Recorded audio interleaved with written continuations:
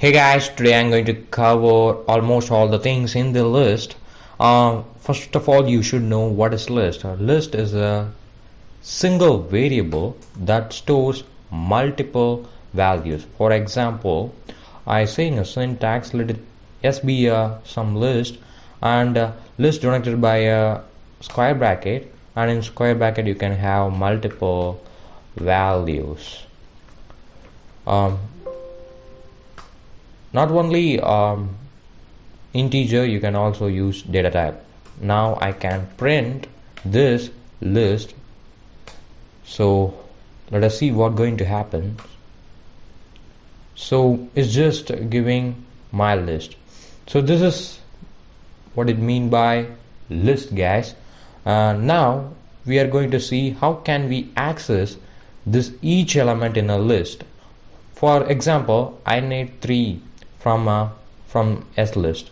So what we can do? We can do or access this 3 number using two method. One is about forward indexing and second is about backward indexing. So first of all, you should know what is indexing. Indexing is nothing but in the each number it is denoted by an index number. For example, this one is the index of 0 and 2 is the index of 1, 3 is the index of 2. So now in the S I'm going to put square bracket and I want to want the index 2, which is 3. When I run this program you get 3. Okay, this is forward index. Now about forward index we have completed. Now it's backward index. This is nothing but index start from backward. So 5 is -1, 4 is -2, 3 is -3. Just this hierarchy it will assigned. So when I want to print -3 index, when I run the program I get the same result. Here you see 3 I have get. So guy, you know now what is list, how can we initialize that list, and how can we access the list. Now guys, it's about how can we get list from a user. It's a very simple method, you can do it. So let us initialize a list which is s.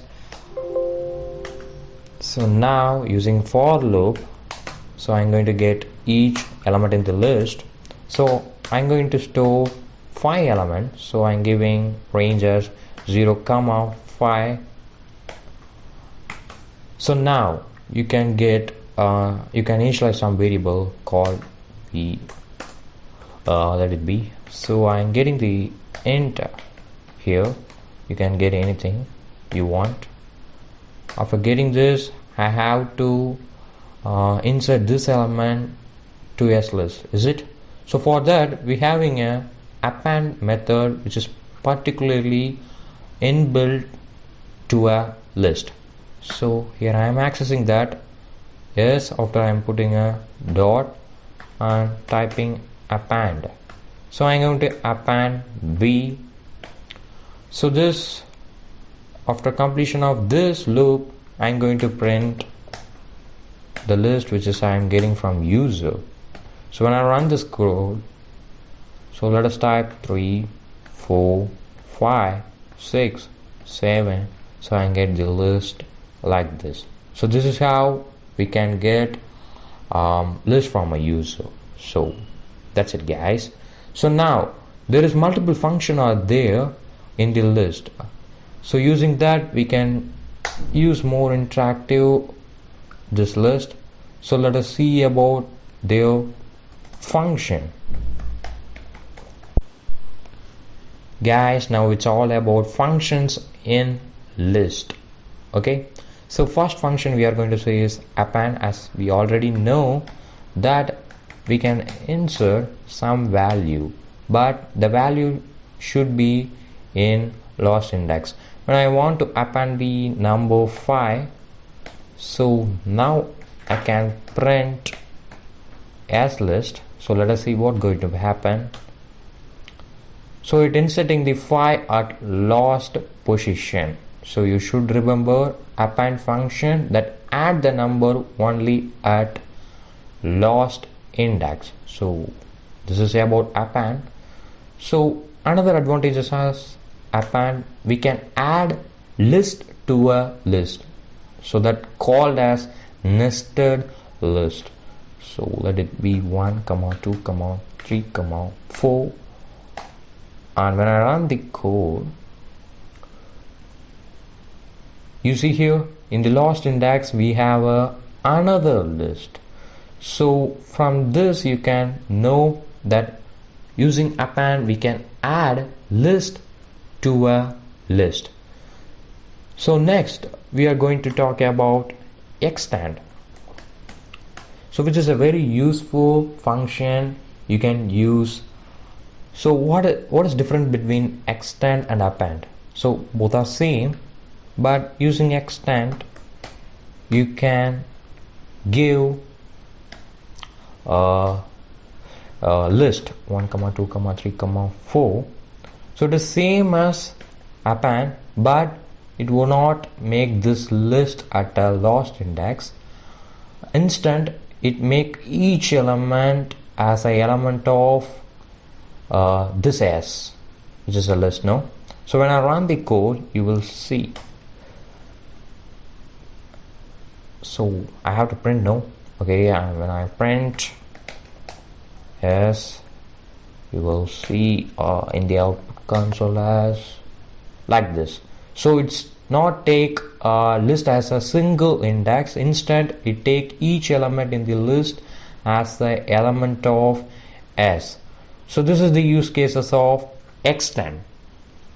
So now we can go for another function. Okay, not a method. So in this, now I go for a function. Let us assign a variable C. So now I need to print a maximum number of this list. For that we can use max S list. So when I print C, it would print 5 since it is the largest number here, so it's printing. So it also has minimum. From that we can print least number in the list, so it is 1.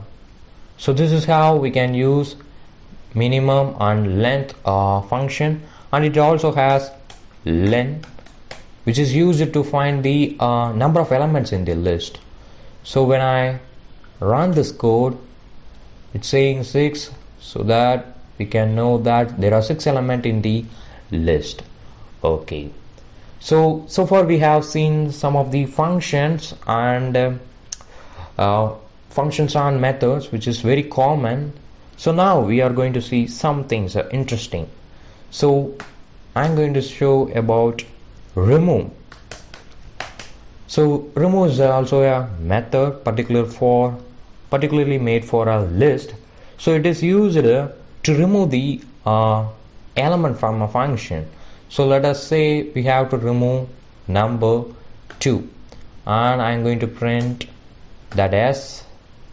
So now when I run the code, you see we have removed successfully 2, but there is, you see there are 2 number of 2 value, so it removes only first occurrence of the number. So I think you understand that. So what about you have to remove this 2 guys? Now it's about how can we remove this all the 2 value from a list. It is very simple. We can use pop function. It accepts the argument as index which we have to remove. So pop, and I have to remove this first 2 which is at the index of 1. So when I run the program, you see only this 2 is removed, but I have to remove this 2, so which is at the index. Now it is the index at 3, is it? So for that reason I have to give here pop index 3. So when I run this program, you see all the 2 from a list is removed. So it is very useful, guys. When you going hackathon, it is very useful inbuilt function. So now It's about sorting. Sorting is nothing but you have to do whether ascending order or descending order of this elements, particularly in a list. So we have a method called sort. It's just sort the program. When I run this code, you see that all the elements are arranged in increasing order. So but when I want decreasing order, we just have to give an argument as reverse equals to true. When I run this program, it will be contrast, that is in decreasing order we get it the list. So this is how we can use sorting function. So now about insert method, which is used in many cases. So it accept the first of all it accept the two argument. First argument is the index. So let this after 9 I have to add 10. So 9 is the index at 3, so that I have to give here 4. In the fourth index we have to add 10. So first argument is index, and second argument is about in that index what element we have to add, that is 10. So when I run this code, you see here I messed up a comma. We have to use the comma here.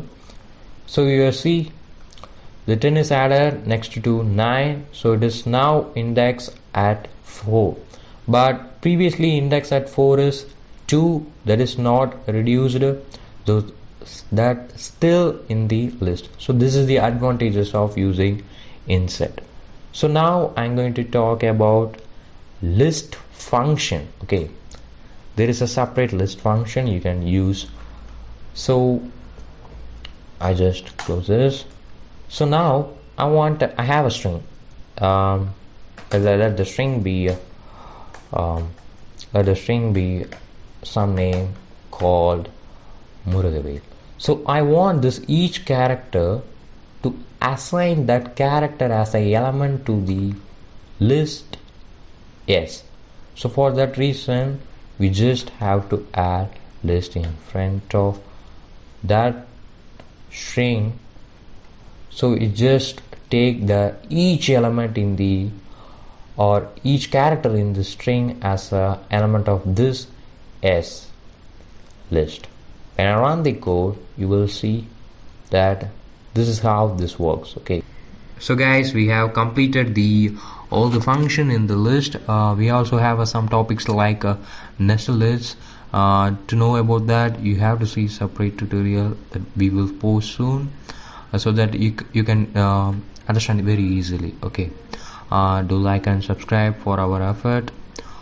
Thanks for watching my video fully. We need more support from you guys. Thanks.